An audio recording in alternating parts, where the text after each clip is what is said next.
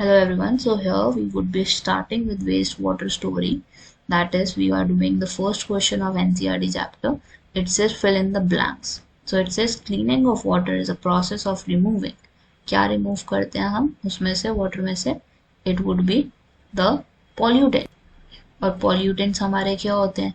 It is actually the anything which is not important for the water. कुछ भी गलत मलत अगर उसके अंदर मिक्स हुआ है तो इसका मतलब क्या है, वो क्या माना जाएगा? पॉल्यूटेंट माना जाएगा, which is not useful for us.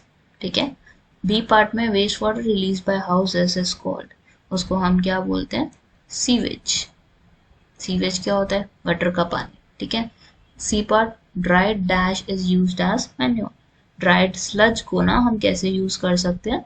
As manure in plants. Manures में डाल सकते हैं ताकि उनकी खेती बाड़ी अच्छी हो. Trains get block by dash and dash. किससे ब्लॉक हो जाती हैं ये?